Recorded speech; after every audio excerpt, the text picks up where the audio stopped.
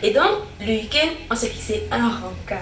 Je dois dire que j'ai pas eu beaucoup de rencarts dans ma vie, donc honnêtement, si les rencarts se passent aussi mal, ça vaut pas la peine.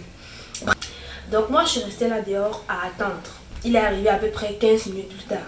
J'étais fâchée, j'avais envie de rentrer en fait. Je m'étais mise en tête que dès qu'il arrive, je dis tu au revoir et je rentre. Il est arrivé, j'ai pas pu. Take me to a world of silver, no more heartbreaks, tears, painkillers. Take me somewhere unfamiliar, bring me back to where we started out. C'est merci. Hello tout le monde, j'espère que vous allez bien. Moi ça va, je vais très bien.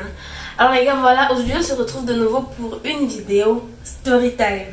Ouais, je sais, ça fait un moment que je n'ai pas fait de vidéo storytime. Et aujourd'hui, je viens tout simplement de me rendre compte qu'il m'était arrivé un truc de dingue et je ne vous avais pas encore raconté. Donc d'ailleurs, comme vous avez vu dans le titre, aujourd'hui je vais vous raconter mon pire rendez-vous. Ouais, je sais, j'ai pas eu beaucoup de rendez-vous, mais je vais vous raconter mon pire rendez-vous aujourd'hui. Donc les gars, restez jusqu'à la fin de la vidéo si vous voulez savoir comment ça s'est passé. Et surtout, avant de commencer, vous savez déjà, vous likez déjà la vidéo, vous la commentez pour me donner vos impressions et des idées de vidéos que vous aimeriez que je fasse. Et surtout, vous abonnez si ce n'est pas encore fait pour ne manquer aucune de mes prochaines vidéos. Donc les gars, sans plus tarder, let's go. Donc les gars, ça s'est passé il y a à peu près un an de cela. Voilà, c'est un mec qu'on s'est rencontré sur internet. Je sais, c'est un peu cliché, mais ça arrive. Donc voilà, je suivais le mec sur TikTok, j'aimais bien ses vidéos et tout. Je sais pas qu'il était au Cameroun, jusqu'à ce que je me rende compte que dans une vidéo, il parlait en sa langue maternelle. Donc là, je me suis abonnée. Et je me suis rendu compte qu'il s'est abonné à moi en retour. Et un soir, donc, je reçois juste un message de lui. Et je sais, c'est trop bizarre, mais on parlait de la pluie. C'est comme ça qu'il a entamé la conversation. Il m'a écrit et puis il m'a dit... il fait très froid aujourd'hui, je suppose que toi non plus tu n'es pas sorti parce que moi j'ai passé la journée au lit. Et moi je m'ennuyais, c'est vrai il pleuvait beaucoup, j'étais à Douala en ce moment et il avait plu pendant presque toute la journée. Vous savez des fois il pleut toute la nuit et toute la journée d'après et c'est exactement ce qui s'était passé. Du coup tout le monde était coincé à la maison, j'étais là, mes frères, ma belle-sœur et tout. J'étais donc couchée dans mon lit et j'ai reçu son message. C'est là, on a papoté, on a un peu discuté et tout et puis... vu que j'étais pas trop active sur TikTok, j'étais pas trop active dans les messages TikTok, je lui ai laissé mon WhatsApp. Donc voilà, à la fin de la conversation, je lui ai dit bah voilà, je suis pas trop active sur TikTok et puis il y a la connexion qui déconne, j'arrive même pas à me connecter. Tu peux m'écrire par WhatsApp. Je lui ai laissé mon WhatsApp et le mec il m'a écrit. Il m'écrit donc par WhatsApp et la conversation continue. À ce moment, on parlait de films. Franchement, je suis une adepte de séries télévisées, des séries d'horreur en plus. Du coup, apparemment, on avait les mêmes goûts. On s'est mis à parler de... je sais plus trop comment on les appelle. Ed et Lorraine Warren. Dites-moi dans les commentaires si vous les connaissez. Ce couple de... En fait, c'est un couple d'exorcistes dans les années, je sais pas trop, 1990-2000, qui ont effectué des exorcismes sur des objets, des maisons, des personnes. Je sais pas si c'est en France, je sais pas trop, je me rappelle pas trop. Mais tout ce que je sais, c'est qu'ils ont une série de films dont Annabelle, La Maison du Mal et tout. On arrête de parler de ces films parce que pour moi, ce sont mes préférés. J'adore les films d'horreur, j'adore les films sinistres et tout. Donc on en parlait et puis le mec, je sais pas si lui aussi il l'aimait ou bien je sais pas s'il a juste voulu faire la conversation, mais en tout cas ça a marché. Je m'ennuyais vraiment pas avec lui. Du coup, vu qu'en ce moment, je venais tout juste de finir avec ma soutenance, j'avais un peu de temps libre et il fallait que je déstresse, que je fasse descendre la pression avant l'examen. Quand j'avais du temps libre, je prenais le téléphone et puis on s'écrivait. Lui aussi, il n'était pas vraiment libre parce qu'il travaillait. Et du coup, on s'écrivait juste en soirée quand moi je rentrais de l'école et lui du boulot. On avait assez de temps libre pour s'écrire en soirée et je trouvais ça plutôt sympa, oui. Et puis un jour on s'est changé nos localisations, je me suis rendu compte qu'il ne vivait pas très loin de chez moi. Je veux dire, dans le même arrondissement, on va dire ça comme ça. Et on s'est fixé un rendez-vous, comme ça, à l'improviste. J'étais à l'école et puis le prof il n'était pas là, je me rappelle encore. Le prof il n'était pas là, du coup il s'est dit on se voit. J'ai dit oui, il m'a dit je peux te rejoindre à ton école. Moi j'étais d'accord, j'ai pas de souci, mais... Quelques minutes après, le prof il est arrivé. Du coup, on a dû déplacer. Je lui ai dit, bon, c'est pas possible, plus possible. On n'a qu'à se voir le week-end. Et donc, le week-end, on s'est fixé un rencard. Je dois dire que j'ai pas eu beaucoup de rencarts dans ma vie. Donc, honnêtement, si les rencarts se passent aussi mal, ça vaut pas la peine. Bref, Je rentre donc, j'étais toute excitée à l'idée de le rencontrer pour la première fois. Déjà que j'étais un peu fan de lui sur TikTok et que maintenant j'allais non seulement rencontrer une personne dont j'étais un peu fan, mais aussi faire de nouvelles connaissances et tout. Quelqu'un avec qui j'avais les mêmes centres d'intérêt, vous voyez un peu quoi. Du coup, le week-end arrive assez vite vu qu'on était jeudi, je crois. Je ne me rappelle plus trop.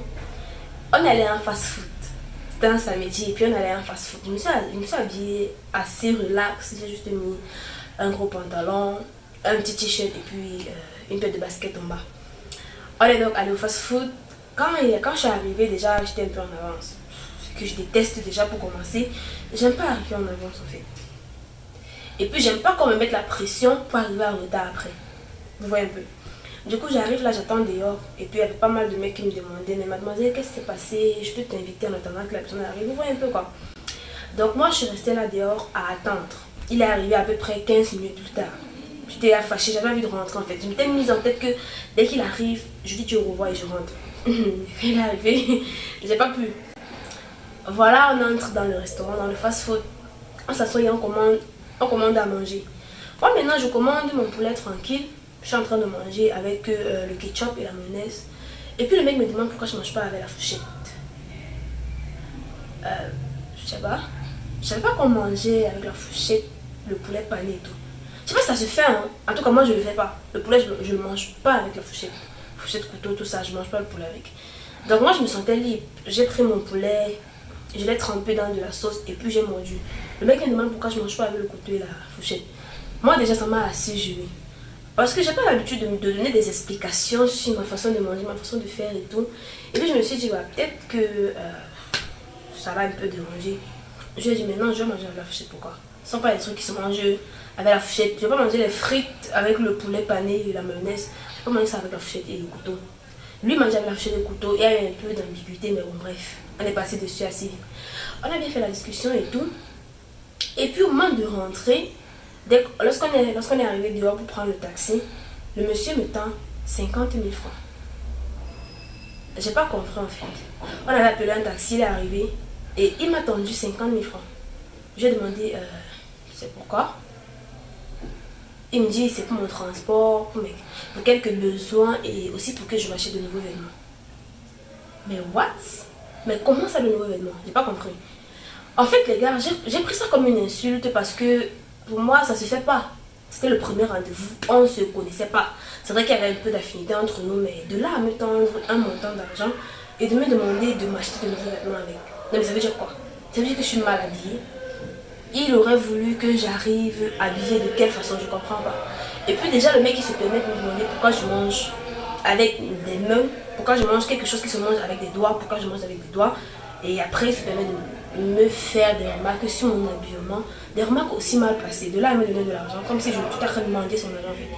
À la base, je me suis dit, bah, peut-être que c'est ce truc, en fait, que les jeunes filles ont tendance à faire, qui voient les yeux des mecs. Parce qu'il y a beaucoup de filles qui se laissent embobiner par de l'argent, genre.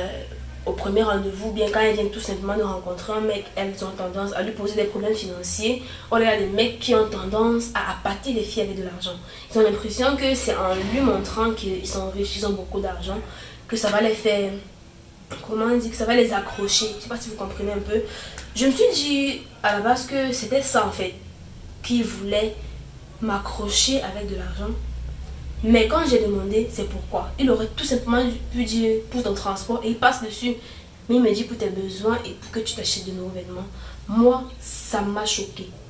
Ça m'a vraiment choqué. Je lui ai jeté son argent à la figure, j'ai pris mon taxi et je suis rentrée. Dans le taxi, j'ai supprimé son contact et on ne s'est plus jamais écrit. Je ne sais pas s'il a essayé de me contacter parce que j'avais bloqué son numéro. Donc s'il m'a appelé ou bien s'il m'a écrit, j'ai pas reçu. Mais en tout cas, voilà.